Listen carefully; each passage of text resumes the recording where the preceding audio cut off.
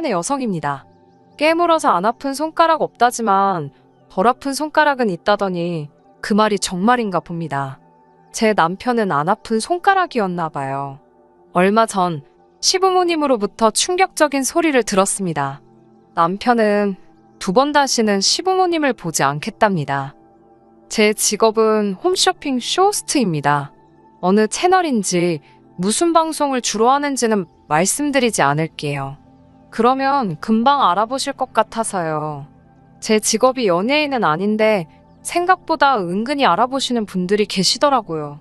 이름 석자는 모르셔도 어디서 본 것 같은데 누구더라? 이런 식으로요. 그럴 때면 감사하기는 한데 한편으로는 행동 하나하나에 조심스러워지기도 합니다. 덕분에 이 일을 시작하고 얼마 지나지 않아서부터는 인간관계에 있어서 꽤나 조심하는 편이에요. 괜한 구설수에 오를까 봐서요. 심지어는 주변에서 소개팅 자리를 주선해준다는 사람들도 있었는데 전부 다 거절할 정도였네요. 그러다 남편과 사랑에 빠졌습니다.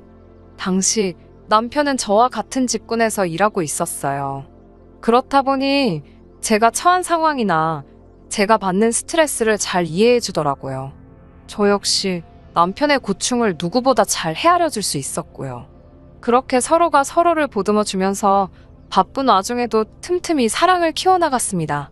그리고 1년간의 연애 끝에 양쪽 집안의 식구들과 친구들, 그리고 동료들로부터 많은 축하를 받으며 부부의 인연을 맺었네요. 사실 제 주변에는 외적으로 예쁘고 멋지고 잘난 사람들이 꽤나 많습니다.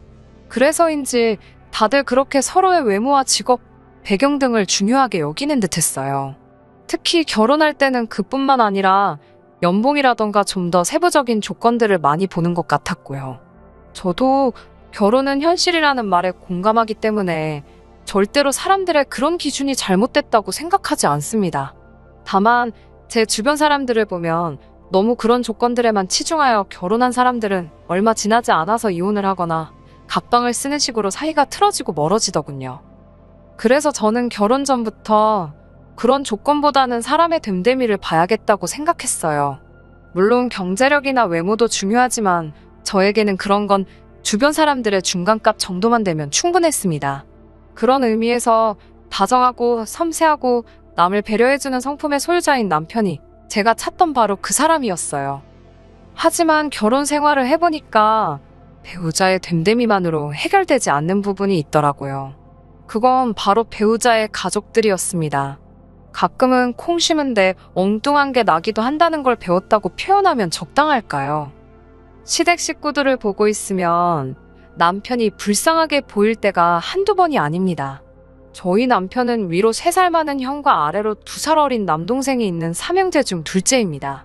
저는 외동으로 자라서 잘 모르지만 남편에게 들어보니 3형제 중 둘째는 아주 서러운 위치인 것 같더라고요. 일단 남편의 형, 그러니까 아주버님은 굉장히 머리가 비상했답니다. 어렸을 때는 동네에서 천재라고 하면 다들 아주버님을 떠올릴 정도였대요. 성적도 초등학교, 중학교 때까지 전교 1등을 놓친 적이 없었고요.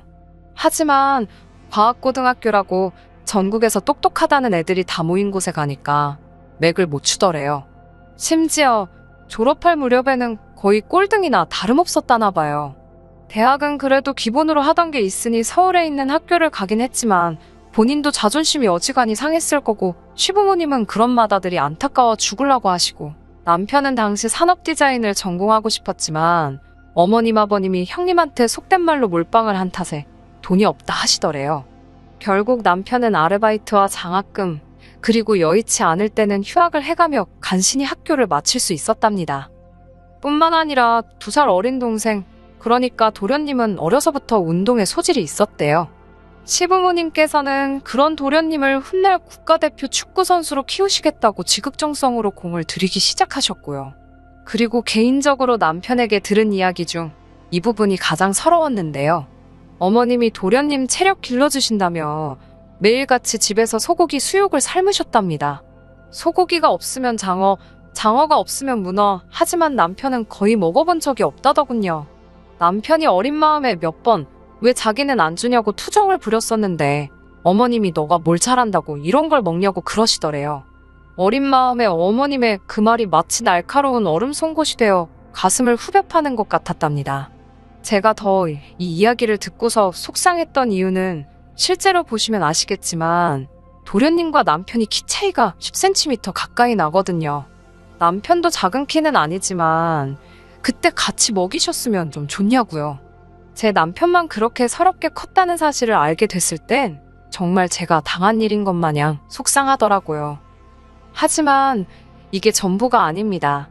앞으로 제가 들려드릴 이야기에 비하면 정말 이건 아무것도 아니에요. 결혼식을 올릴 때만 해도 솔직히 어머님께서 아들 삼형제를 똑같이 잘해주시는지, 누구는 더 예뻐하고 누구는 더 미워하는지 제가 알 턱이 없었습니다. 다 같이 모여본 적이 없거든요. 일단 아주버님의 경우 이렇게 표현하는 게 적절한지 모르겠지만 제가 보기엔 자포자기한 사람처럼 살고 있습니다. 고등학교 때 자기보다 공부를 못하던 누구도 어디 회사에 들어갔는데 중학교 때 자기한테 수학 물어보던 누가 지금 교편을 잡았는데 매일같이 자기보다 못했던 사람들을 씹어대면서 자기 처지를 비관하고 있지요. 정작 본인은 아무 노력도 하지 않고 매일 집에서 TV만 보고 술만 마시면서 말이에요. 그런데도 부모라는 존재는 자식을 포기하지 못하나 봅니다. 시부모님께서는 그런 아주버님의 모습을 보시고도 놓지를 못하셨어요. 제가 남편과 결혼할 때부터 최근까지도 어머님께서는 일주일마다 반찬을 만들어서 아주버님 집에 가져다 주시고 간 김에 청소에 빨래까지 하고 오셨습니다. 심지어 결혼 초 저에게 네 아주버님도 너같이 예쁘고 좋은 여자 만나서 애 낳고 살면 정신 좀 차리지 않겠냐며 저 같은 여자 좀 데리고 오라고 졸라대셨는데 거절하느라 정말 진땀을 뺐습니다. 도련님의 경우도 잘 풀리지가 않았더군요. 처음엔 어머님의 극진한 정성 덕분인지 고등학생 축구 선수들 중 유망주로 손꼽히기도 했었답니다. 하지만 성공을 하기도 전에 주변에서 너무 띄워준 탓인지 남편 표현에 의하면 한마디로 허파에 바람이 가득 찼었답니다. 운동을 소홀히 하기 시작했고 그 시간에 친구들과 어울려 놀기 바빴다고 해요. 여학생들한테 인기도 많았기에 그 세상에 취해 있었고요. 그런 도련님이 안타까워 남편이 몇 번이고 타일러 보려고 했지만 잘 안 됐답니다. 결국 이후에 도련님은 입단도 못했고 대학도 못 갔습니다. 부산까지 입게 되면서 지금은 이 일도 했다가 저 일도 했다가 한마디로 하루 벌어 하루 먹고 사는 모양이더라고요. 그러다 한 번씩 시부모님이나 저희 남편한테 전화해서 용돈 달라 그러고 제가 어머님이라면 말이에요. 물론 잘 안 풀린 두 아들도 안타깝겠지만 그 와중에 혼자라도 잘 커준 둘째 아들, 그러니까 제 남편이 너무너무 기특할 것 같거든요. 그런데 어머님은 그렇게 생각을 안 하시는 눈치였습니다. 오히려 언젠가 한 번은 저희 부부를 불러다 놓으시곤 형도 동생도 하루하루 힘들게 사는데 너희 둘만 좋아 죽는다고 티내지 말라 하셨어요. 신혼부부한테 사이 좋은 티를 내지 말라니 어이가 없어서 남편하고 집에 와서 한참을 웃었지 뭐예요. 비록 시부모님이 자식을 사랑하는 방식을 제가 이해할 수는 없었지만 그때만 해도 그게 저희 결혼 생활에 직접적인 영향을 끼치진 않았기 때문에 크게 신경 쓰지는 않았습니다. 하지만 어머님이 저희 부부를 대하시는 태도가 선을 넘기 시작하면서 상황이 달라졌네요. 제가 구체적인 연봉을 밝힐 수는 없지만 예를 들자면 제가 한 달에 1,000을 번다면 남편은 700~800 정도를 벌어요. 이건 연애할 때부터 지금까지 계속 비슷한 상황입니다. 이 부분은 결혼할 때부터 알고 있었기 때문에 저에게 큰 문제가 되지 않았습니다. 집은 제가 모은 돈과 남편이 모아둔 돈, 그리고 대출을 받아 해결했어요. 상견례 전 남편이 먼저 시부모님께 도움을 받을 수 없을 것 같다고 했습니다. 친정부모님은 그것과 상관없이 저희가 원한다면 도와주신다 하셨지만 시댁에서도 안 해주시는데 굳이 친정에서 받고 싶지 않았어요. 게다가 저희 둘 다 집에서 보내는 시간이 많을 것 같지 않았기 때문에 방 하나짜리 오피스텔에서 시작해도 괜찮겠다 싶었고요. 비록 양쪽 집으로부터 아무 지원도 받지 않았지만 그래도 식을 올린 이후로 매달 50만 원씩 용돈으로 보내드렸습니다. 많은 금액도 아니고 저희에게 부담되는 금액도 아니었어요. 당연히 생색을 낼 생각도 없었습니다. 하지만 보내드린 지 딱 1년이 지났을 때였어요. 어머님께서 물가도 올랐는데 용돈은 안 올려주시냐 하시더군요. 물가 10%씩 오르고 그런 것도 아닌데 용돈을 얼마나 올려달라는 말씀인가 싶더라고요. 애들 장난도 아니고 1, 2만 원 올려달라고 하신 소리는 아니셨을 테니까요. 제가 얼마가 필요하시냐니까 한 달에 100은 줬으면 좋겠다고 하셨습니다. 아이도 없고 둘이 맞벌이니 양쪽에 100씩 드린다고 해서 뭐 당장 어떻게 될 일은 없었지만 어머님이 너무 당당하게 요구하시니까 그것도 썩 기분이 좋지는 않더군요. 제가 100은 무리고 70으로 올려드리겠다고 했습니다. 어머님은 쓰는 김에 더 쓰지 그런다며 70을 누구 코에 붙이냐입니다. 그러면서 절 보더니 맨날 손톱하고 머리하고 그럴 돈은 있고 시애미한테 줄 수 있는 돈은 없냐고 빈정거리시더군요. 손톱하고 머리하고 저도 모르게 이걸 해야 제가 돈을 벌어 어머님을 드릴 수 있다고 말대꾸를 해버렸습니다. 평소에는 그래도 좋은 게 좋은 거라고 따박따박 말대꾸하는 성격은 아닌데 어머님이 먼저 싫은 소리를 자꾸 하시니까 저도 모르게 말이 세게 나가더군요. 그러자 어머님께서 당신 아들이 번 돈에서 100으로 달랍니다. 아드님이 얼마를 번다고 생각하시고 그런 소리를 하시는 건지 어이가 없더라고요. 저는 욕심부리지 마시고 70만 받으시라고 더는 무리라고 어머님께 단호하게 말씀드렸어요. 솔직히 어머님 아들 셋 중에 어머님한테 용돈 드리면서 그나마 자식굿이라는 건 저희밖에 없는데 한 번도 고맙단 소리를 안 하셨습니다. 만약에 남편이 둘째가 아니라 첫째나 셋째였다면 분명히 아버님이 어디서 낳아온 자식이라고 생각했을 거예요. 이후로 또다시 2달쯤 지났을 때였습니다. 어머님 생신이 다가오고 있었기 때문에 어떻게 하시고 싶은지 여쭐 겸 연락을 드렸지요. 어머님께서는 딱히 밖에선 드시고 싶으신 게 없으시다며 집에서 간단하게 먹자고 하시더라고요. 그러더니 저에게 솜씨 발휘 좀 해야지 그러시는 거예요. 제가 전날 밤뿐만 아니라 오전에도 촬영이 잡혀 있어서 음식 준비는 어려울 것 같다고 몇 번을 말씀드렸지만 며느리한테 미역국도 못 얻어먹는 시애미가 세상 천지에 어디 있냐며 억지를 쓰시더라고요. 정말 너무 피곤하고 짜증났지만 며느리의 숙명이다 생각했습니다. 밤늦게 집에 돌아와 새벽 2시에 미역국만 끓여놓고 기절하듯 잠이 들었어요. 이튿날 미역국은 남편이 챙기기로 했고 저는 방송이 끝나는 대로 시댁으로 가기로 했지요.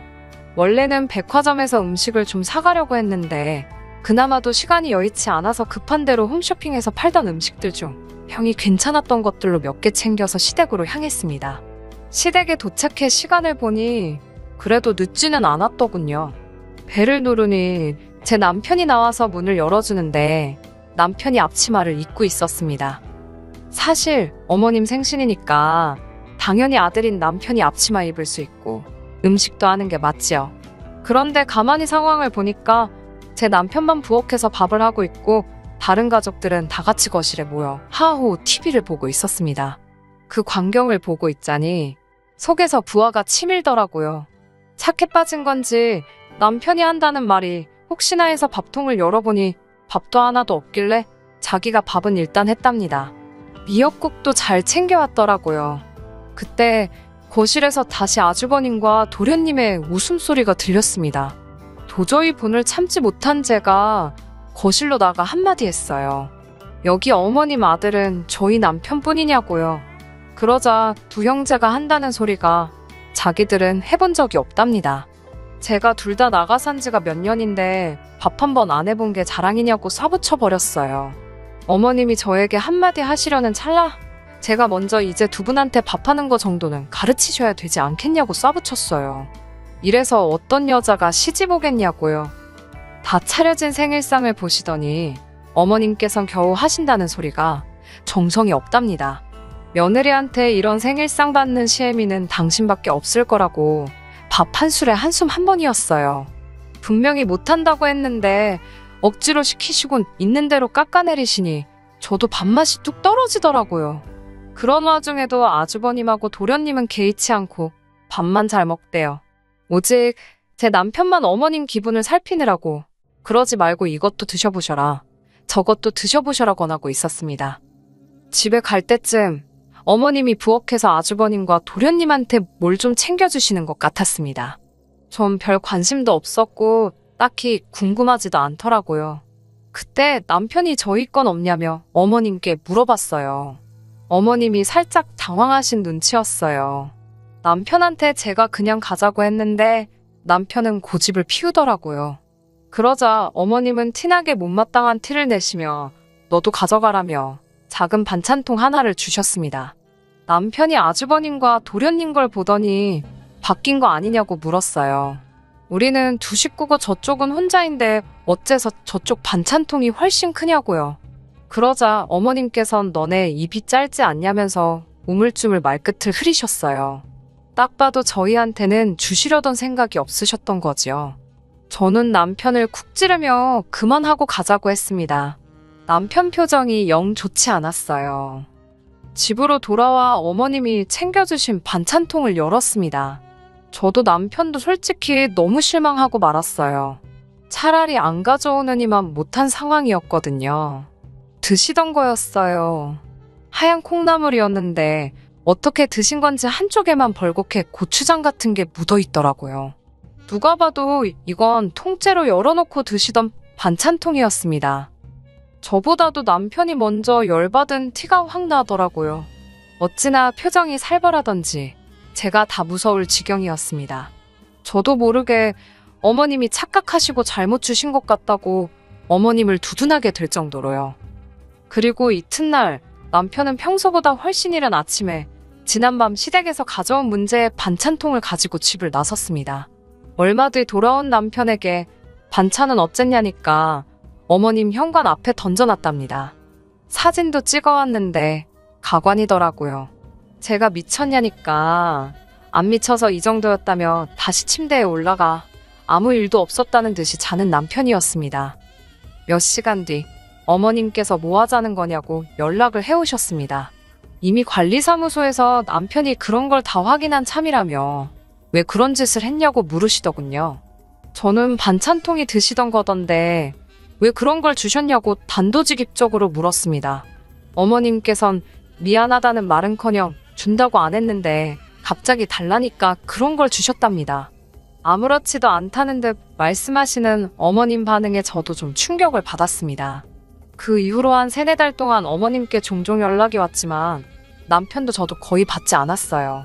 받아봤자 좋은 소리 들을 것 같지도 않았고 무엇보다 남편이 원하지 않았거든요. 그리고 얼마 전 저와 남편이 결단을 내리게 된 결정적인 사건이 있었습니다. 아버님께서 당신이 사시는 집이 전세 계약이 끝났는데 그 건으로 저희와 긴히 상의할 것이 있다며 저희를 집으로 부르셨습니다. 아무래도 어머님과 남편의 사이가 냉전 중임을 아시고는 당신이 직접 연락을 하신 것 같았기에 차마 못 간다 소리를 할 수가 없었어요. 어머님 아버님이 사시는 집은 20평대 아파트로 서울 외곽에 위치하고 있었습니다. 그렇다고 시부모님이 아예 돈이 없으신 분들은 아니고 제가 알기로는 지방 어디에 땅을 제법 가지고 있다 들었습니다. 다만 그쪽에 개발 호재라던가 뭐 그럴듯한 소위 뉴스거리가 전혀 없어서 굳이 팔 이유도 살 이유도 없는 그런 땅이었어요. 그래도 어머님 아버님은 언젠가 좋은 소식이 있을 거라고 믿고 계셨지만요.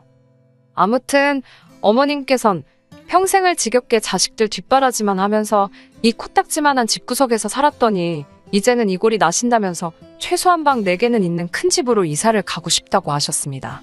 그러면 자식들이 부부싸움이나 어떤 일로 서럽고 집에서 나오고 싶을 때 당신들 집으로 올 수 있지 않겠냐면서요. 남편은 아무 말 없이 듣고 있었고 저는 며느리로서 적당히 그럴듯하게 네, 정말요? 와, 같은 호응만 해드리고 있었어요. 물론 속으로는 부부싸움하고 자기 부모한테 가는 남자가 몇이나 있을까? 그런 생각을 하고 있었지만요. 그때 아버님께서 받으신 집을 핸드폰으로 보여주시면서 땅을 담보로 일단 대출을 받을 생각이라고 하셨습니다. 그리고 부족한 부분은 저희더러 대출을 받아달라 하시더군요.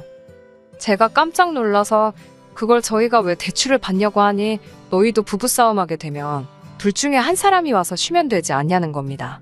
제가 너무 어이가 없어서 비어져 나오는 웃음을 간신히 참으며 어머님께 어떤 며느리가 부부싸움하고 시댁에 가서 쉬냐고 물었어요. 부부싸움하고 친정을 가면 갔지 시댁에 왜 가느냐고요. 그러자 어머님께선 제 남편을 바라보시며 너가 와도 되지 않냐고 하시더군요. 그러자 남편도 어머님을 쳐다보며 오면 반갑게 맞아주기는 할 거냐고 묻더군요. 그런데 남편의 말에는 날이 잔뜩 서 있어서 서늘하기까지 했습니다. 죄송하지만 이유가 어찌됐건 저희는 대출은 못 받아들인다고 확실히 선을 그었습니다. 그러자 두 분은 저희 남편을 바라보면서 자식 새끼 키워봤자 하나 소용없다십니다. 순간 아주버님하고 도련님도 대출받아서 보태는지 궁금해지더군요. 어머님께 두 사람에게도 물어보셨냐 하니까 둘은 결혼을 안 했으니 부부싸움할 일이 없는데 뭐하러 대출을 받냐고 그러시대요. 당신들이 큰 집으로 이사를 가는 이유 중 하나는 너희들이 쉴 곳이 없을 때 쉬러 오라는 뜻인데 혼자 사는 애들이 집에서 쉬지 뭐하러 여길 오냐면서요. 그런 애들한테 대출을 받으라는 건 말이 안 된답니다. 하지만 저희는 결혼한 부부인 만큼 사올 확률이 높고 그러면 저희 둘 중 한 명은 무조건 집에서 나오고 싶어질 텐데 그때 시댁에 오면 되니까 대출을 받으라는 말도 안 되는 어머님 아버님의 무논리였어요. 어머님은 대출 받는 게 부담스러워서 그러는 거면 당신들이 대출을 좀 더 받을 테니 매달 원금하고 이자 얼마씩 어머님 통장으로 이체를 하랍니다. 그것도 좋은 생각인 것 같다면서요. 대신 밀리면 절대로 안 된다고 신신당부를 하시더라고요. 저희는 계속해서 싫다고 안 된다고 하는데 어머님은 저희 의견을 전혀 들으시려 하지 않으셨습니다. 남편은 나지막히 늘 이딴 식이었다며 화를 내기 시작했습니다. 공부 잘하는 형한테 치이고 운동 잘하는 동생한테 치여도 어머니한테 한 번 대든 적 없는 나한테 왜 그러시는 거냐며 내 나이가 30이 넘었는데도 어린 시절 느꼈던 비참한 마음을 또 느끼게 만드냐며 남편은 짐승처럼 울부짖고 있었습니다. 도대체 이럴 거면 자기를 왜 낳았냐면서 부모가 자식을 품어줘야지 왜 자식이 부모를 이해하고 품어야 하냐면서 소리를 지르더군요. 남편의 그런 모습을 처음 보셨는지 어머님 아버님께선 잠시 말문이 막히신 듯 했습니다.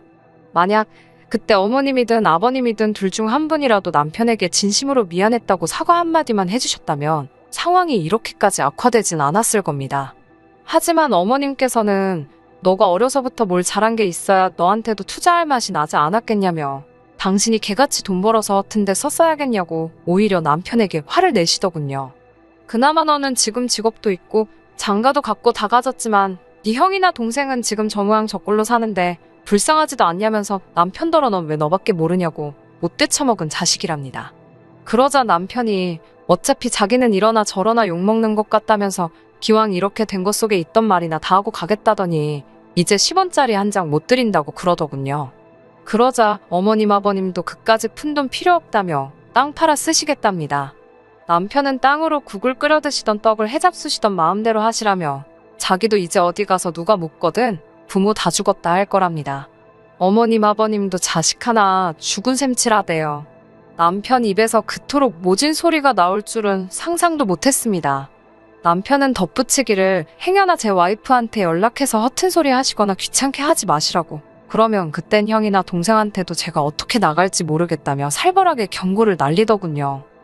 그제서야 아버님은 아들 자식이 머리통이 커지더니 부모한테 못하는 소리가 없다며 화를 내시면서도 어머님께 빨리 애한테 미안하다 소리 안 하고 뭐하냐며 소리를 지르셨어요. 하지만 어머님은 여전히 고개를 빳빳이 드시고는 당신은 최선을 다해서 자식을 키웠을 뿐이랍니다. 가능성이 없어서 투자를 안 했을 뿐이라며 저희더러 집값 안 오를 것 같은데 그 집 사는 멍청이도 있냐고 그러시더군요. 정말이지 제 어머님이지만 어떻게 자식을 집에다 비교할 생각을 하실 수 있는 건지. 남편도 차라리 잘 됐다며 멍청한 형 동생 때문에 맞이도 아니고 받은 것도 없이 자랐는데 혼자 효자 노릇 다 뒤집어 쓰는 줄 알고 걱정이 많았답니다. 그런데 이제 어머님 덕분에 마음 편하게 그런 책임감을 떨굴 수 있게 된 것 같다며 감사하다고 하대요. 그러면서 두 번 다시 연락하지 말라고 아주 못을 박았습니다. 저희 둘은 그날 이후로 지금까지 시부모님과 연락하지 않고 있습니다. 처음 며칠은 제가 그런 것도 아닌데 마음이 어찌나 불편하던지요. 그럴 때마다 남편은 그 어느 때보다 마음이 홀가분하고 편하다며 이게 다 제 덕분이랍니다. 부모한테도 못 받아본 무조건적인 지지와 사랑을 저에게서 받는다면서 매일 저를 보고 고맙다고 하네요. 부모 자식 사이는 하늘에서 내려준 인연이라 쉽게 끊을 수 없다는 말 들어보셨지요. 저도 그 말이 맞다고 생각합니다. 세월이 얼마나 걸릴지는 모르겠지만 언젠가 시부모님이 남편의 마음을 이해해줄 날이 왔으면 좋겠습니다. 남편 가슴에 남은 응어리는 꼭 시부모님께서 풀어주셨으면 좋겠네요. 그리고 이건 궁금하실까봐 덧붙이는데 시부모님께선 땅을 내놓으셨답니다. 그런데 당신들이 알고 있던 시세보다 더 똥값으로 떨어져서 팔아도 재미는커녕 허탈감만 느끼시게 생긴 모양이에요. 그리고 저희가 드리는 용돈이 끊기면서 그동안 아주버님과 도련님한테 해다 주시던 반찬도 끊어진 것 같더라고요. 지금은 말 잘 듣는 며느리 보시겠다며 베트남 쪽 알아보고 다니신다는데 저도 두 분이 도대체 무슨 생각을 하고 사시는지 모르겠네요. 쓰잘데기 없는 관심은 치우고 남편이랑 저 단둘이 즐겁게 살겠습니다. 끝까지 들어주셔서 감사합니다. 오늘의 사연은 여기까지입니다. 구독과 좋아요, 알람 설정 부탁드리고 더 좋은 사연으로 다시 찾아뵙겠습니다. 감사합니다. 신바람 사연 아파트, 오늘의 사연 시작하겠습니다. 안녕하세요. 결혼한 지 1년이 조금 넘은 30대 가정주부입니다. 다른 사람들은 어떻게 살아가는지 궁금해질 때면 사연을 들으러 오곤 했었는데 오늘은 제 이야기를 하러 왔네요. 남편과 헤어진 마당에 과거를 곱씹을 필요가 있냐고 말씀하실 분들도 있을 것 같아요.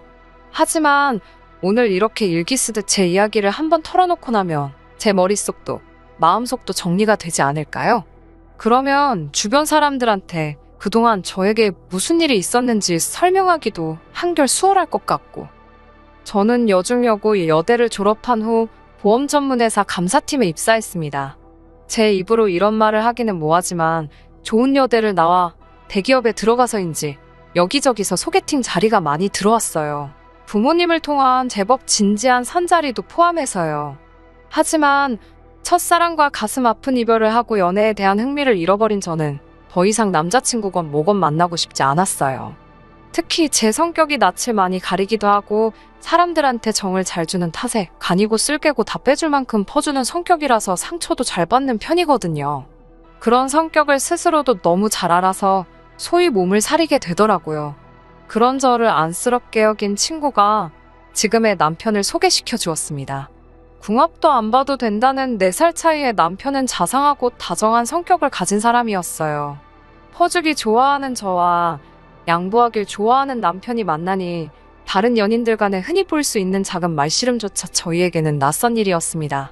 서로가 서로에게 늘 고마워하고 미안해하다 보니 주변 사람들 모두 천생연분이라고 저희를 불렀어요. 양가 부모님들도 서로 저렇게 좋아 죽는데 굳이 시간 끌 필요가 있겠냐며 하루빨리 결혼시키자는 이야기가 나오게 되었고요. 그렇게 저희는 사귄 지 2년 만에 사람들의 축복 속에서 부부의 연을 맺게 되었습니다. 하지만 부부의 연을 맺게 되면서도 제가 몰랐던 사실이 있었으니 그건 바로 도련님이었습니다. 정확히 말하자면 도련님의 존재는 알고 있었지만 단 한 번도 만나본 적이 없었어요. 남편과 사귀기 시작한 날부터 결혼식 당일까지도요. 처음 도련님의 존재에 대해서 알게 된 건 남편의 집에 놀러 갔을 때였습니다. 남편이 잠시 자리를 비운 사이 혼자서 방을 둘러보다 남편의 오래된 사진첩을 발견했어요. 남편이 어렸을 때 얼마나 귀여웠는지, 누구를 더 닮았는지 단순한 호기심의 사진 몇 장을 보게 되었고요. 사진첩에는 남편과 닮았지만 남편보다 좀 더 어린 아이가 한 명 더 있었습니다. 방으로 돌아온 남편에게 누구냐고 물으니 동생이라고 짧게 대답하더군요. 그 전까지는 남편에게 남동생이 있다는 이야기를 듣지 못했기에 놀란 제가 그동안 왜 말 안 했냐고, 소개는 왜 안 시켜주냐고 물었습니다. 그러자 남편이 연락이 잘 안 된다며 말끝을 흐리더라고요. 저야 외동이라 잘 모르지만 친구들 중에도 우애가 좋은 경우도 있었고 아닌 경우도 있었으니 남편은 우애가 별로 안 좋은가, 그렇게 단순하게 생각했어요. 남편이 자세히 이야기하고 싶어 하지 않는 것 같았고요. 당시만 해도 결혼 이야기도 오가기 전이었기 때문에 굳이 꼬치꼬치 캐묻고 싶지는 않았습니다. 특히 가족 문제라면 제3자인 제가 구태여 알 필요는 없다고 생각했어요. 하지만 그 이후에도 시댁과 도련님 사이에 왕래가 없어도 너무 없다는 걸 눈치채고는 뭔가 이상하다고 생각했어요. 한 번은 제가 넌지시 도련님은 어떻게 지내고 계시냐는 식으로 이야기를 꺼내니 시부모님께선 그건 제 할 바가 아니라며 말을 딱 자르시기도 했고요. 남편도 계속해서 연락이 안 된다는 말뿐이었으니 그래도 솔직히 전 결혼식엔 나타날 거라고 생각했습니다. 하나뿐인 형의 결혼식이었으니까요. 하지만 도련님은 끝까지 그림자도 보이지 않았지요. 이쯤 되자 친정부모님께서도 사돈총각한테 무슨 일이 있는 거 아니냐며 걱정과 의심을 동시에 보이셨습니다. 저나 부모님이 절대로 호사가 타입은 아니에요. 하지만 혹시 장애나 무슨 큰 흉터 같은 게 있어서 남들 앞에 나서지를 못하는 건지 아니면 숨어 살아야 되는 어떤 이유가 있는 건지 별의별 생각을 다 하게 되더라고요. 그런 와중에 정말 뜻밖의 경로로 도련님의 행방을 알게 되었습니다. 남편의 회사를 구체적으로 언급하면 금방 알아차리실 수 있을 것 같아서 대략적으로만 말씀드릴게요. 남편은 대기오염도를 측정하는 회사에 다니고 있어요. 일이 힘든 곳은 아닌데 업무 특성상 한 달에 몇 차례 지방 곳곳으로 출장을 가야 하는 경우가 있습니다. 보통은 당일치기로 자고 오는 일은 거의 없고 사무실에서 근무 대신 이루어지는 일이다 보니 당연히 주말에는 가지 않아요. 보통 혼자 가는 일도 없고 동료 한두 명과 같이 움직입니다. 제가 걱정할까봐 여자 동료랑 가게 되는 경우에는 틈틈이 연락도 해주고요. 그런데 결혼식을 올리고 얼마 지나지 않아서부터 이 방식이 달라지기 시작했습니다. 처음 그렇게 느낀 건 남편이 토요일 아침 7시부터 집을 나설 때였어요. 평소 주말에는 늦잠 자는 걸 좋아하는 사람인데 그날따라 아침부터 출장으로 춘천을 간다는 거예요. 그때만 해도 속사정을 몰랐던 저로서는 남편이 불쌍하기만 했어요. 그런데 매주 토요일마다 반복이 되니까 굉장히 수상하다는 생각이 들기 시작했습니다. 한 번은 제가 확실히 출장 가는 거 맞냐니까 큰 거래처라서 그렇다며 둘러대는데 남편의 표정에서 거짓말이라는 확신이 들더라고요. 가끔 막장 드라마를 보면 애인이 상대의 불륜을 의심하는 장면들이 나오잖아요. 그럴 때마다 꼭 서로의 핸드폰이나 블랙박스를 뒤지고 상대의 뒷조사를 하고 그러더라고요. 그런 걸 볼 때마다 드라마인 걸 알면서도 뭘 저렇게까지 하면서 같이 살아. 자존심 상하게 그렇게 생각했었거든요. 그런데 막상 제가 남편의 바람을 의심하게 되니까 저도 모르게 어느샌가 제가 경멸하던 그 행동들을 하나씩 하고 있더라고요. 제일 먼저 남편이 자는 사이에 남편 핸드폰 비밀번호부터 풀어보았고요. 남편이 없는 틈에 남편 컴퓨터를 뒤적거렸습니다. 그런데 정말 아무것도 안 나오는 거예요. 그리고 주말에 한 번씩 나가는 거 말고는 정말이지 아무것도 달라진 게 없었어요. 여전히 자상하고 다정한 한결같은 남편이었지요. 결국 정말 하고 싶지 않았던 일인데 마지막으로 한 번만 어딜 가는지 따라가 보자고 생각했습니다. 만약에 남편이 바람을 피고 있었다면 헤어지는 거고 정말 출장을 가던 거였다면 앞으로는 무슨 일이 있어도 남편이 하는 말이라면 무조건 믿어주자고 생각했어요. 콩으로 파칠 순대도 믿어주자고요. 하지만 상황은 제가 생각한 것과는 전혀 다르게 흘러갔습니다. 남편은 출장을 간 것도 아니었지만 여자를 만난 것도 아니었어요. 남편이 도착한 장소를 보고서 저는 충격을 금치 못했습니다. 교도소였어요. 예상치 못한 장소에 제 심장은 그 어느 때보다도 빠르게 뛰었습니다. 별의별 생각을 다 하게 되더라고요. 아무 일도 손에 잡히지 않았고 절망적이었습니다. 몇 시간 후 집으로 돌아온 남편에게 어디 갔다 왔냐고 물으니 아니나 다를까 출장 다녀왔답니다. 제가 당신 회사는 교도소하고도 거래를 하냐니까 남편이 벙찐 표정으로 저를 쳐다보더라고요. 남편이 제게 어떻게 알았냐고 물었습니다. 그게 중요하냐는 제 질문에 아니라며 그냥 다 미안하답니다. 그리고는 깊은 한숨을 내쉬고는 한동안 저랑 눈도 못 마주치더라고요. 거긴 왜 갔냐고 물으니 자기 동생, 그러니까 도련님 때문에 갔다 왔답니다. 이미 저 혼자 집에서 온갖 상상의 나래를 펼치고 있었고 그 시나리오에 도련님이 감옥에 있다 도있었기에 오히려 그다지 놀라지 않았네요. 한층 침착해진 제가 도대체 무슨 일로 도련님이 교도소까지 가게 되었냐고 물었습니다. 솔직히 수감이유에 따라 제 결혼 생활도 계속해야 할지 말아야 할지 정해야겠다고 생각했거든요. 남편 말로는 사기랍니다. 제가 아무리 사기를 쳤어도 합의를 했으면 교도소까지는 안 갈 텐데 금액이 얼마길래 합의를 못 받냐고 물었어요. 오해하실까봐 말씀드리지만 절대로 제가 해결해 주려고 물어본 건 아닙니다. 단지 사태의 심각성을 알려면 정확히 알아야겠다 싶었어요. 남편은 한참 말을 잇지 못하더니 일단 제가 자기를 꼭 믿어줘야 한답니다. 자기는 정말 몰랐던 일이라면서요. 그러면서 한다는 말이 혼인빙자 사기랍니다. 순간 잘못 들은 줄 알았어요.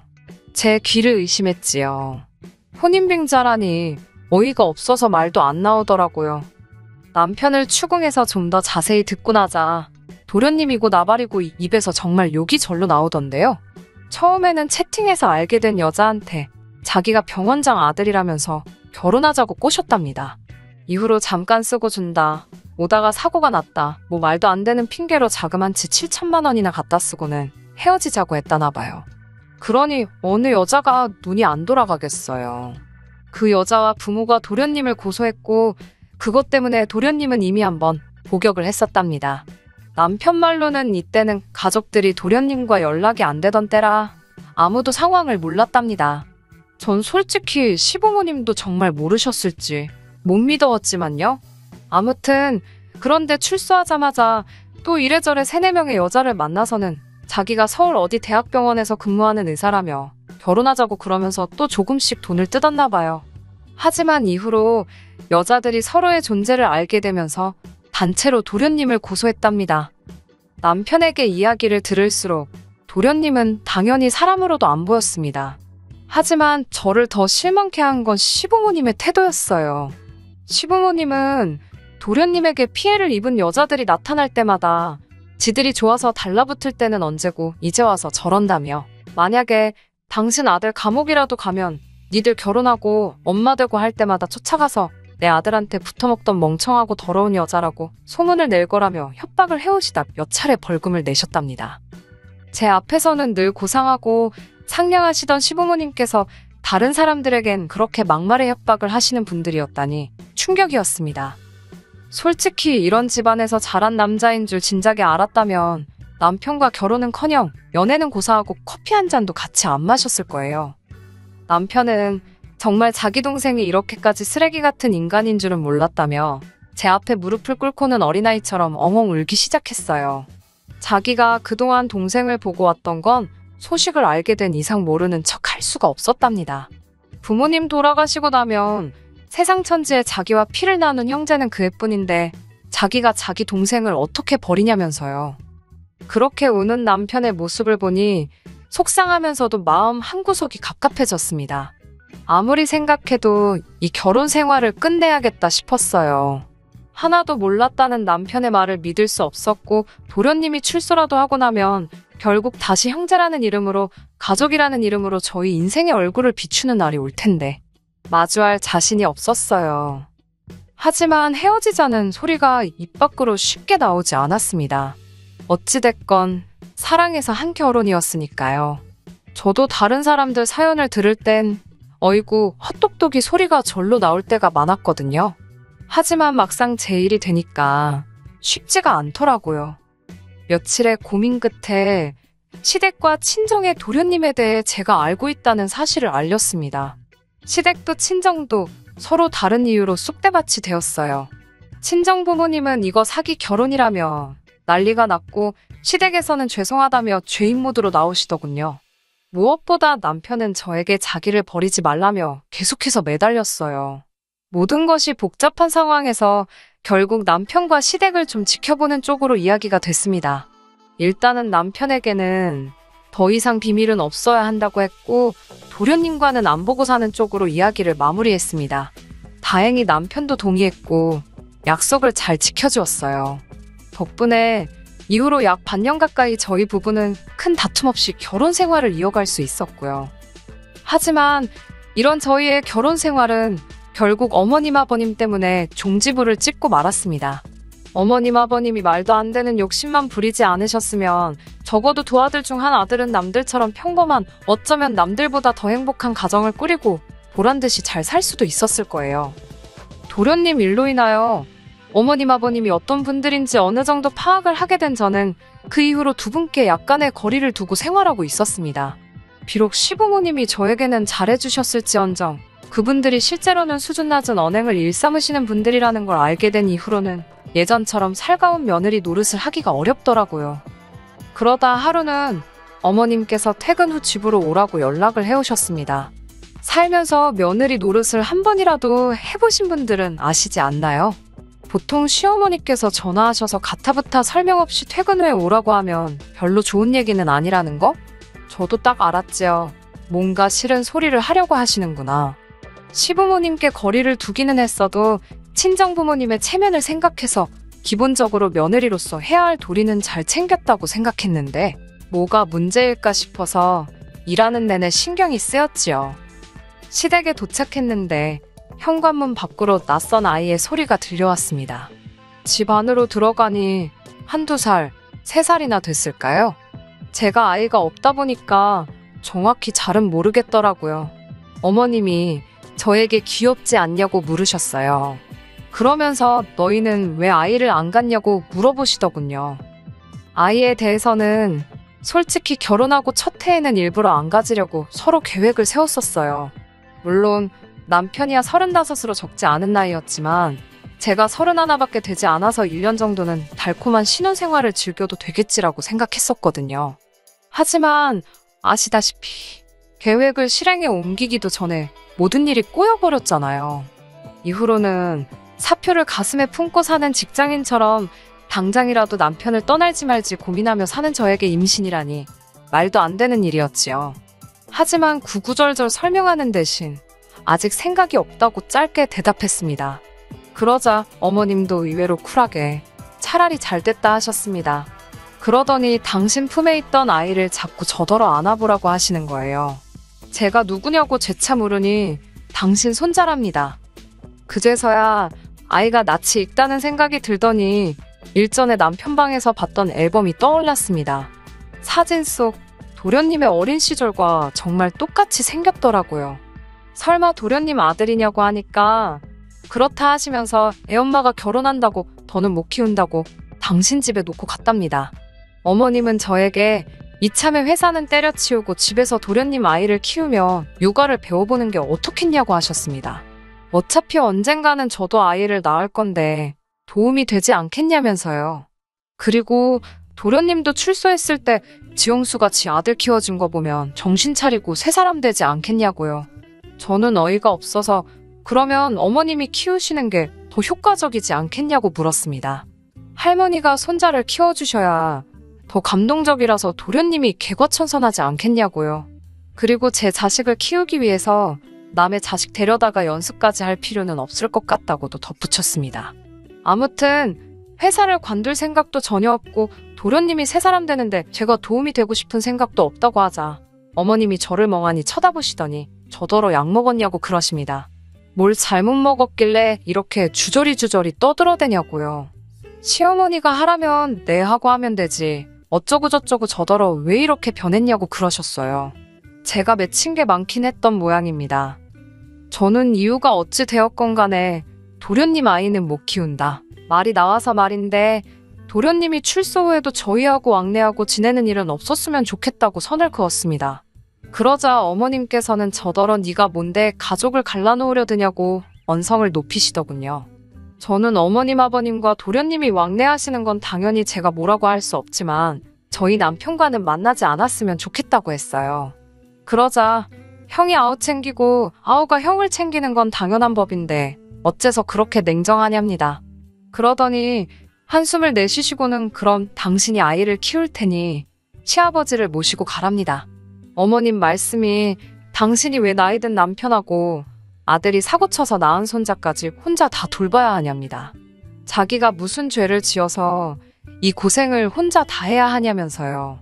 자기 아들이 사고쳤지 자기가 친 것도 아닌데 왜 자기가 뒷수습을 해야 하냐면서 당신도 며느리 덕 좀 보잡니다. 저더러 둘 중 한 명을 고르래요.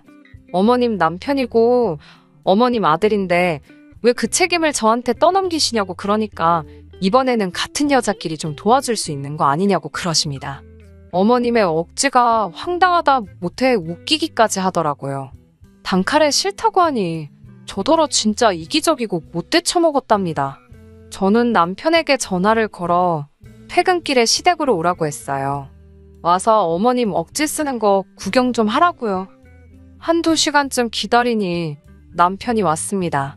남편이 그간의 이야기를 듣더니 한다는 소리가 애는 어린이집에 보내고 그 사이에 아버지 돌봐드리면 되지 않겠냐입니다.